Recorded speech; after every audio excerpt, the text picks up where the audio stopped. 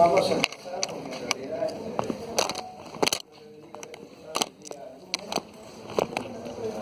el día lunes me pidieron el favor de que si lo podía dictar el día de hoy, sin problema. El tema de hoy es bronquiectasia. Prácticamente si nosotros vemos este problema es serio en nuestro país, porque una de las enfermedades que me va a dar como secuela esta entidad es tuberculosis. Pero no solamente la tuberculosis me produce esto, sino también la bronquitis o los procesos infecciosos a repetición. Supuestamente un hombre o mujer, niño o anciano en el transcurso de su vida puede hacer 4 procesos bronquiales en el año. Si tiene 70, ¿cuántos procesos bronquiales ha hecho? Y debe de haber dañado esto. El que sigue. En realidad, etimológicamente viene del griego bronchus, que significa tubo, ex más y tasis, dilatación, o sea, dilatación más grande que la del bronquio, si podemos traducirlo. Es anormal y permanente, irreversible. Una vez dilatado, dilatado queda. Entonces, es así. Una vez ha hecho su proceso infeccioso, ha hecho el daño, dañado queda de por vida. Imagínense otro daño más. De los broncos medianos y pequeños, cuarta, novena generación, con alteración y pérdida de la estructura del músculo esquelético en sus paredes. Entonces, el músculo sirve para contraer y para dilatar. Fisiopatológicamente, ¿qué podemos estar observando? Que suele acompañarse de infección crónica y asociarse a diversos procesos, algunos congénitos, hereditarios y o adquiridos. No es propiamente una enfermedad, es la manifestación de múltiples patologías que conllevan a esta entidad, descrito el primer año por este joven en 1819. Esta entidad puede ser focal, localizada, determinada en un segmento o en un lóbulo o en ambos campos pulmonares, como se ve, afectando múltiples lóbulos de uno o ambos campos pulmonares. La dilatación que produce disminución de las secreciones mucoides y mucopurulentas. Si no hay eliminación, puede comportarse como se espesa, un tapón mucoso y productor de una atelectasia. Disminución del flujo expiratorio de los pulmones se comporta como un cuadro obstructivo. Me imagino que esto deben haber hecho ya un estudio en relación a bronquiectasia con una espirometría. Y prácticamente, miren que bronquiectasia, si nosotros vamos al campo de tuberculosis, ¿qué me da? Fibrosis, bronquiectasia, cavidades, lesiones fibro-retráctiles. Entonces, todo eso se comporta como un cuadro obstructivo. Parece mentira teniendo un cuadro de tipo de fibrosis, tipo TB, porque en nuestra entidad es más común la tuberculosis que otras patologías. El que sigue. Este es un algoritmo, un proceso inflamatorio agudo. Da una lesión en la pared bronquial, pero si esto es crónico va a haber destrucción del cartílago y fibras elásticas. El epitelio ciliado, que sirve para la eliminación y el arrastre de las secreciones, no se va a producir. La glándula mucosa se hipertrofia. Hay circulación bronquial, o sea, formaciones de nuevos vasos que al final de cuentas, al rasgarse o romperse, me puede dar una hemoptisis de diferente entidad, leve, moderada o severa, dependiendo de dónde está saliendo la arteria que nutre a esta entidad. El que sigue. La etiología, debilidad congénita de la pared, congénita ya antes de nacer, destrucción de sus capas elástica y muscular. Se dan infecciones primarias o secundarias a lo largo de la vida. Cuando veamos las causas de que ustedes a veces ponen tosferina, supuestamente la tosferina ya ha sido combatida a nivel nacional a través de las vacunaciones. Supuestamente. También se habla de bronquitis. No es que yo me da bronquitis hoy día y mañana o otra vez en un par de meses tengo bronquiectasia. No. Es un de los tantos que podría dar. La lesión provoca necrosis y debilidad bronquial. No se logra determinar su origen en la mayoría de los casos. Porque algunos, pues, que estamos acostumbrados los peruanos, un proceso X a la farmacia. Tengo esto y le dan lo que supuestamente venden menos. ¿Pueden o no pueden mejorar? Si mejoran, pasó desapercibido ese cuadro que nunca lo van a recordar. Y si no mejora, van a ir a otra farmacia que le puede dar algo mejor y superior en precio o en disponibilidad o en la eliminación de microbios. Y si le va bien, se olvidaron de ese cuadro y o regresan ya, pero esta vez hacia un hospital, porque ya vienen complicados. Factores congénitos y fibrosis quística. No tenemos nosotros porque mayormente eso en gente blanca, gente europea. Y como dijo Ricardo Palma, no somos de Inca ni de Mandinga. Disinencia ciliar primaria, síndrome de cilios inmóviles, síndrome de Cartagener, que se tiene, si se busca, hemos tenido casos de Cartagener, nosotros acá en el hospital. Deficiencia de inmunoglobulina, nadie la piensa. A gamma-globulinemia, tampoco nadie. Deficiencia de antitripsina. Esto mayormente deficiencia de antitripsina lo vemos en caso de EPOC. Broncomalacia y secuestro pulmonar. El que sigue. Factores adquiridos. Infecciones broncopulmonares. Prácticamente sarampión. Estas enfermedades que son combatidas con vacunas cuando el bebé todavía no ha cumplido un año, dicen que pueden ser factores adquiridos para producir infecciones bronquiales y a su vez dejarnos bronquiectasia. Es lo que la literatura nos pone, pero la cosa es constatarlo. Entonces en la mañana ha circulado, no sé, por todos los WhatsApp que el Paolo Guerrero va a jugar. Dicen. Pero he llamado, me han confirmado que no es así. Prácticamente 3/4 del Perú asaltado de alegría. 1/4 no, porque saben la gravedad en que él se ha metido. Varicela, Staphylococcus aureus, que es bien destructivo, y si quieren ver un cuadro de microabscesos pulmonares por Staphylococcus aureus, vayan a la sala Santo Toribio, los que están rotando en el Hospital 2 de Mayo, cama 21. Me equivoqué con el señor Gallego. En vez de decirle 21, le dije 23, pero el 23 también es caso interesante. Klebsiella, un germen gran negativo bien agresivo, hemófilos influenza, TBC. Normalmente si esto lo ponen así, que porque es literatura extranjera, porque nosotros deberíamos poner esto en primer lugar. Pseudomonas, virus, ustedes léanlo con tranquilidad y paciencia. Todo esto me podría hacer como factor adquirido, podría producirme bronquiectasia, el que sigue. Esto tendríamos que ver en una tomografía, ¿no? Prácticamente las paredes del bronquio se engruesan y se dan como la imagen en líneas de tren, líneas de tranvía o de ferrocarril, se llaman ellos. El que sigue. Aquí lo vemos mejor, ¿no? Entonces, ¿qué pasa? Se engruesa o se calcifica los bronquios a que ese nivel son cortados. Nosotros, otra forma de decir es esto, lo que dice en la literatura, el anillo y el dije. Entonces, el aro, que sería el bronquio, y el dije, que sería la arteria que está nutriendo a esta dilatación bronquial. El que sigue. Tenemos que ver qué pasa con la circulación bronquial, porque una bronquiectasia cuando empieza a sangrar puede ser leve, moderada o severa. Los bronquios están irrigados por arterias bronquiales, rama de la arteria aorta, que tiene una buena presión.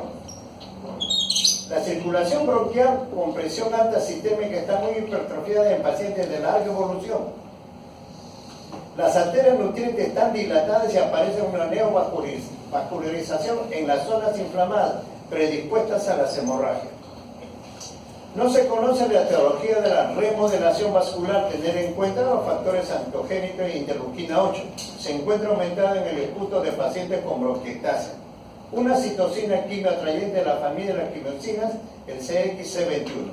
O sea, este es en la intimidad de qué es lo que pasa en la circulación bronquial para demostrarme cuál es el tipo de sangrado o el porqué del sangrado y qué es lo que se encuentra en el esputo.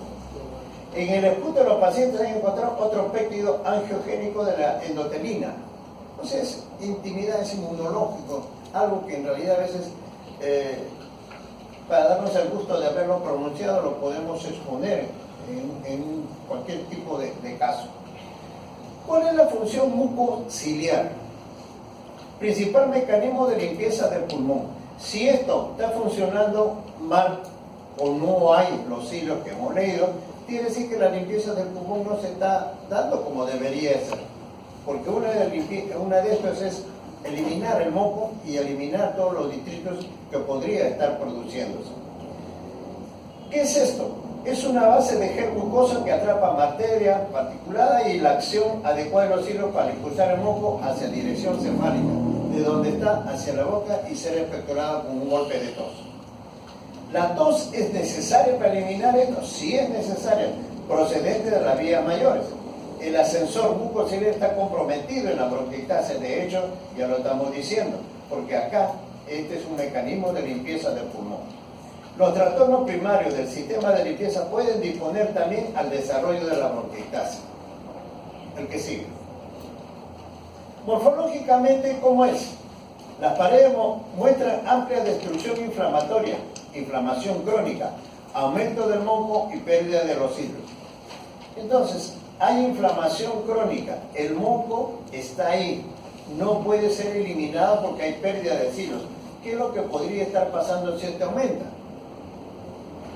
Tiene que haber un nivel de los bronquios, a qué nivel se produce esto, porque no todos los bronquios son sensibles, porque los bronquios respiratorios prácticamente no tienen sensibilidad, sino los bronquios terminales. De ahí empieza.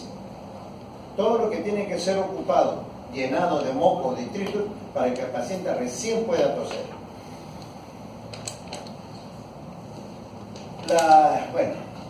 La magnitud y la característica de los cambios patológicos determinan las alteraciones funcionales y hemodinámicas, reducción de los volúmenes pulmonares y de los flujos respiratorios.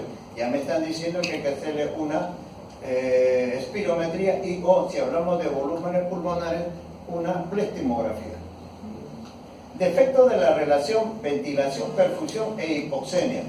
Entonces, zonas que están bien ventiladas, pero poco perfundidas, o a la inversa, zonas que están bien perfundidas, pero poco ventiladas.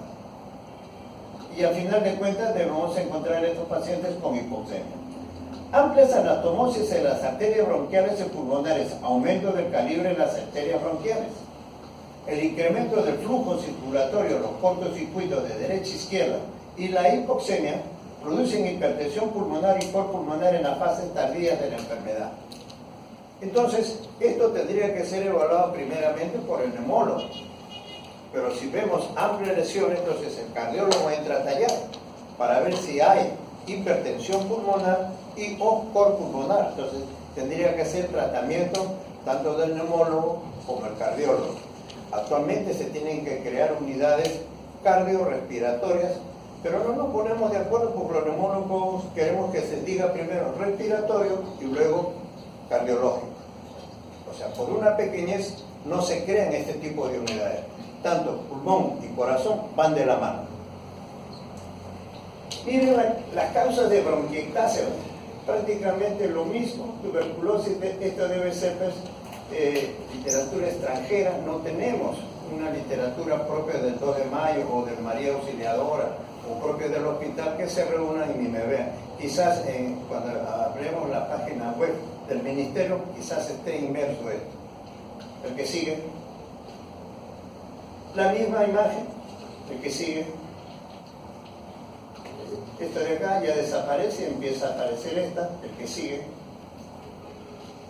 La clasificación, congénita, primaria o fetal. Ya desde que está ya naciendo el bebé, está ya madurando, ya podría tener esto, porque es algo congénito.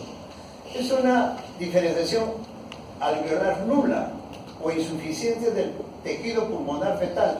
Los bronquios terminan en dilataciones aculares, son poco frecuentes, pero pueden darse. Entonces, ¿en quién sospechamos? Tendría que ser el pediatra que tendría que sospechar. Bronquiectasias adquirida o secundaria, ya esto entraría el neumólogo, ¿no? Cilíndricas se observan anillos de sello, riel de tren, saculares o críticas se ven como racimos de uva. 80% son cilíndricas, lóbulos inferiores de la zona dorsovasales y laterobasales. Las saculares se deben a bronquitis aguda. Pero no es que yo tengo bronquitis aguda y ya mañana o un mes ya tengo bronquitis tipo sacular. No, tienen que ser infecciones a repetición a través de un tiempo X. 75% presentan infección de los senos paranasales y lóbulo superior izquierdo. Las varicosas se observan como cuentas de rosario. El que sigue. La bronquitis adquirida. Mayormente hay destrucción de la pared bronquial por infecciones, inhalaciones de sustancias químicas nocivas, reacciones inmunológicas, alteraciones vasculares que alteran la nutrición.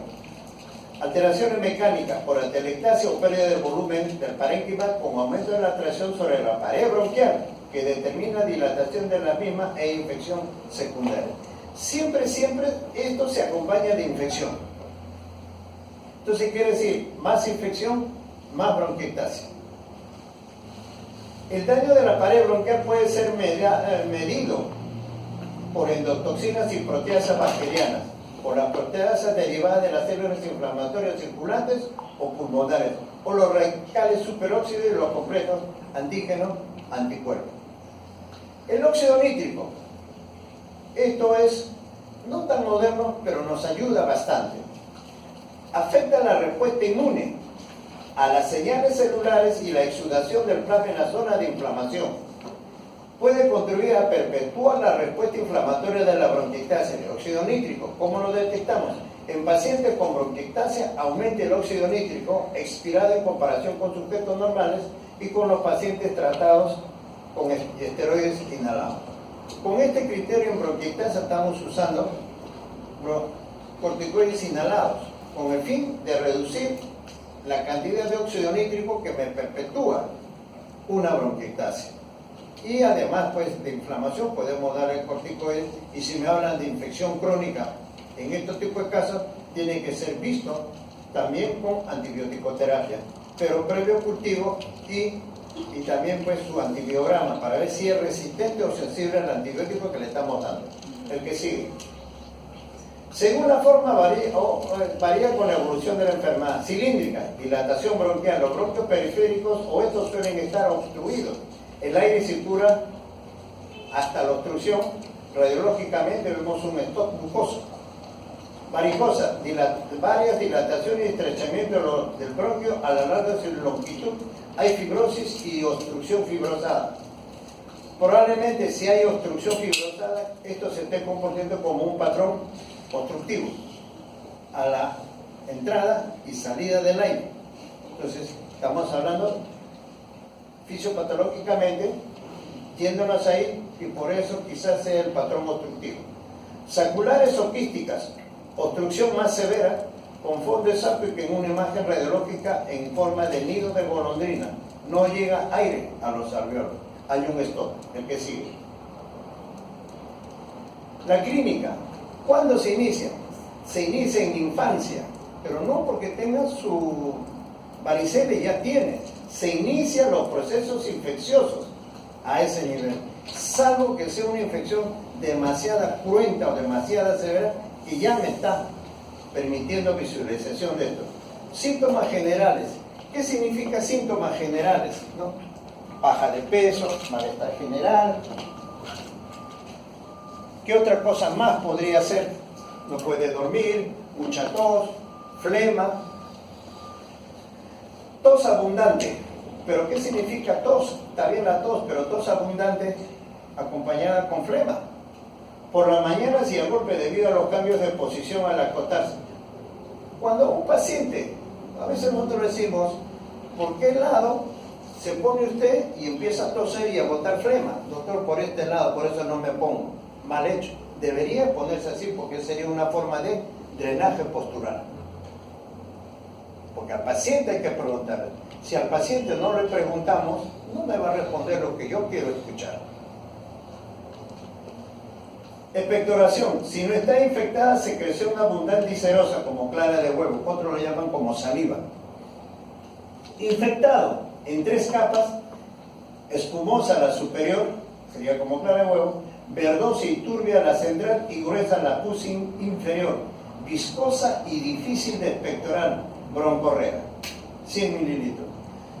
Esto de broncorrea, eso va a depender de la literatura que uno lee. Es como que dice nódulo y masa. Una literatura dice, no, nódulo es de 3 centímetros hacia abajo y masa de 3 hacia arriba. Pero hay otra literatura que dice, no, es 5. 5 hacia abajo es nódulo y 5 por arriba es masa. Entonces no hay una escuela peruana que diga que 3.75 para Perú es nódulo y 3.75 para arriba es masa. Depende de la escuela. Porque yo he escuchado a un grupo de alumnos que dicen pues, que por encima de 200 y 250. Pero esto también va a depender de, vamos a decir, eso se puede medir más en un absceso. Si es un absceso de 2 centímetros por 2 centímetros, a un absceso de 8 centímetros por 8 centímetros, serían 64 centímetros de área. 64 centímetros de área. Entonces, dependiendo del tamaño, va a ser esto también. Pero lo ideal es preguntarle, porque esto no se mide en un solo golpe, sino se mide en 24 horas. La hemoptisis, cuando hay erupción de los capilares y anastomosis. Si son pacientes de nuestro Perú, y todos sabemos que la mayor cantidad de bronquitis es debido a TB, lo primero que tenemos que hacer es primero pensar en una TB reactivada por hemoptisis. Y si hay tos con broncorrea o tos con flema mucopurulenta, un BK en esputo. Si sale positivo es TB reactivada. Disnea. La disnea también va a depender pues, del tamaño o del gran compromiso del parénquima pulmonar. Solo en las bronquitis bilaterales y generalizadas. 70% tienen sinusitis y pólipo nasal.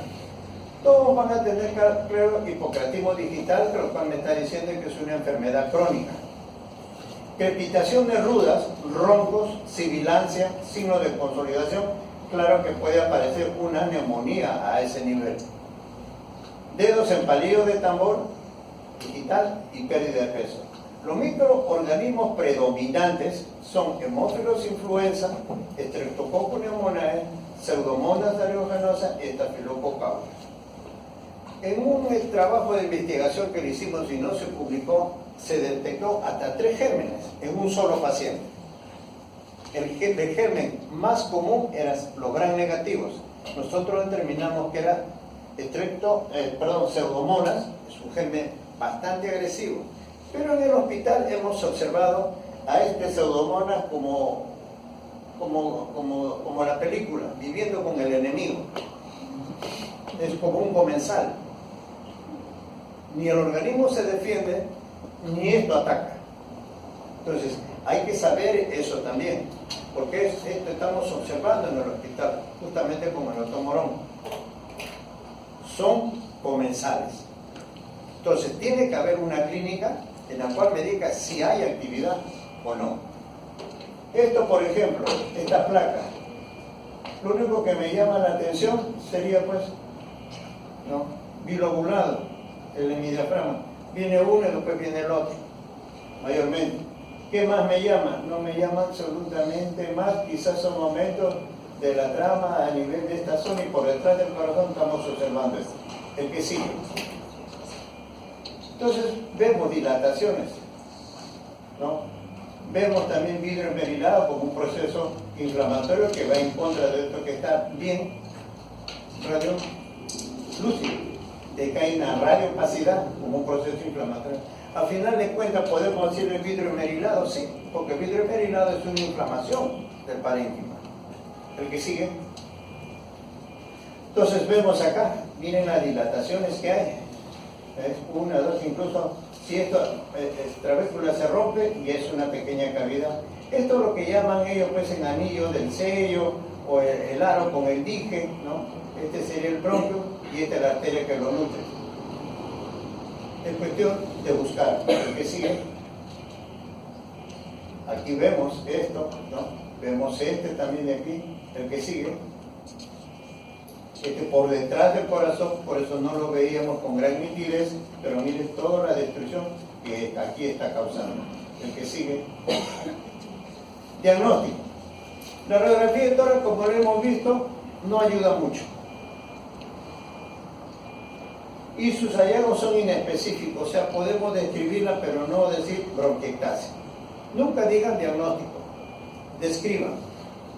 O si el profesor les pide qué podría hacer, ahí está el problema. Pero si ustedes describen bien la placa, hasta el mismo profesor puede decir, tiene razón, no es muy fiable y los hallazgos son algo inespecíficos. En el esputo, ¿qué tendría que ver el esputo? Tendríamos que ver si tiene broncorrea o si tiene el esputo en 3 capas, siempre y cuando esté infectado. La broncografía es obsoleta. Se dejó de usar porque antiguamente hacíamos broncografía con Dionosil, pero a nivel internacional hubo varias muertes, y al haber varias muertes tiene que dejarse de utilizar. TAC pulmonar, ese es el patrón de oro del diagnóstico incruento. Imágenes en doble carril, en tren, en tranvía, en ferrocarril, como quieran llamarlos ustedes. Líneas paralelas que corresponden a los bronquios dilatados por inflamación y fibrosis peribronquial. Se acentúan por la fibrosis, se ven blancos. Broncofibroscopía. Mayormente la broncofibroscopía solamente cuando nosotros entramos al oxímetro los vemos dilatados, porque los bordes tienen que ser rebordetes. Y en bronquiectasia los bordes son filudos. Con eso decimos bronquiectasia. Nada más. Análisis de sudor solamente cierta patología en fibrosis quística. Mayormente si lo pensamos, mayormente en niños. Y nivel de inmunoglobulina siempre y cuando este nivel esté bajo y me esté produciendo. Pero eso es algo que en realidad no hemos visto, o quizás no lo buscamos. Porque a veces llegan bronquiectasias, solamente nos limitamos. Y del BK es negativo, es bronquiectasia como secuela de TB. Mira qué germen es, tiene esto y dale lo que tienes que dar. Y se acabó el asunto.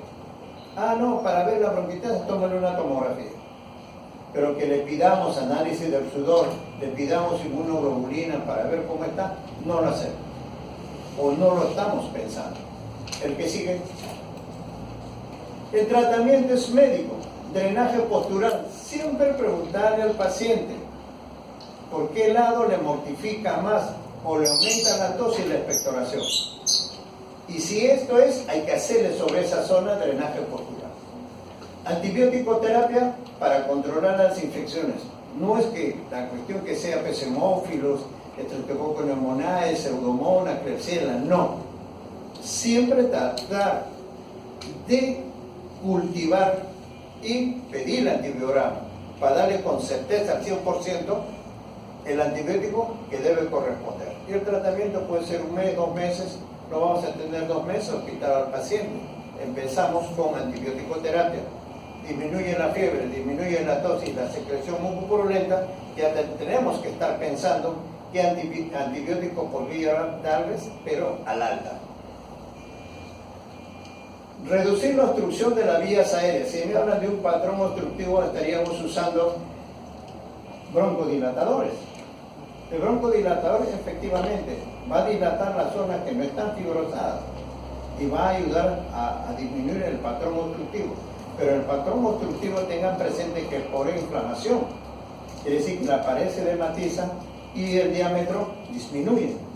Si este paciente no puede expectorar, la flema también se comporta como cuerpo extraño dentro de ese lumen o dentro de esa luz. Entonces, más patrón obstructivo. Reducir las complicaciones, la hemoptisis, la insuficiencia respiratoria y el col pulmonar. Entonces, ¿quién me va a decir si tiene col pulmonar? Es el cardiólogo a través de su ecocardiograma. Quirúrgico, ineficacia cuando todo esto hace que el paciente siga igual. Caso de hemoptisis severa, afectado como entonces el segmento determinado. Pero a veces el cirujano pide, pues no, oye, dame hay bronquiectasia, se sangra mucho, también pone la placa. Es bilateral, no te lo opero. Porque yo ahorita estoy operando el lóbulo superior y mañana me sangra el lóbulo superior derecho y mañana me sangra el lóbulo superior izquierdo. Yo no sé si el sangrado es por bronquiectasia del lado izquierdo o la actitud quirúrgica no está llevando bien y está mal operado. Entonces dicen, no, ya, bueno, ya, pero también, ¿no?, le piden espirometría, porque si me dice que está con un cuadro obstructivo y yo sé que hay fibrosis, también debe haber un cuadro restrictivo. Entonces ellos piden hacer una espirometría y ver el BEF1. Si el BEF1 está por encima del 50%, lo operan. Si no, no. Porque si no, cuando uno opera, saca tanto parénquima dañado como parénquima sano. Y bueno, esto van a pedir qué segmento está afectado para poder operar. Pero actualmente, si es mayormente por cuestiones de complicaciones con hemoptisis, ya lo último, lo más moderno, pues sería la embolización, que la hace el médico radiólogo intervencionista. Tendría que hacer la embolización. El que sigue. La complicación es supuración broncopulmonar, desnutrición, puede haber metástasis a nivel cerebral por abscesos, hemoptisis severa, empiema, se rompe, entra al espacio pleural y eso produce complicación. Bronquitis crónica, hipertensión pulmonar, amiloidosis, insuficiencia respiratoria. El que sigue. Entonces, si nosotros tenemos un paciente tosedor crónico con expectoración abundante, ¿qué es lo que debemos pensar? ¿Cuáles son esas patologías que me están dando esto? Puede ser absceso pulmonar, pero absceso pulmonar tiene un cuadro clínico previo de un cuadro neumónico, o comportarse como un cuadro neumónico sin nada más. Los antecedentes son de suma importancia, porque nosotros últimamente estamos viendo EPOC que terminan en EPIC, mejor dicho, fumadores que deberían tener EPOC y terminan en EPIC. Con el doctor Morón descubrimos un médico pelotero que fumaba incluso cuando jugaba. Llegó a la insuficiencia respiratoria, entonces, como era colega y amigo nuestro, lo desgraciamos, pero ya no sigas fumando. No, yo voy a morir con mi EPOC, tómate tomografía. Ya me la tomo, pues. Nosotros pensamos encontrar, pues, enfisema y bronquitis crónica. O lago, pues, enfisema, pues, cavidades o laguna enfisematosas. No, encontramos EPIC. Revisamos la literatura y efectivamente, en Europa, en vez de encontrar esto, encuentran EPIC. Y la misma literatura, un alto grado de pacientes con EPIC son fumadores. Y utilizamos ese término a la inversa. Fumadores que pueden terminar en EPIC. Bueno, este es el cuadro original, todavía no han llevado reumatología. Este es el cuadro de la cara de una esclerodermia. El que sigue.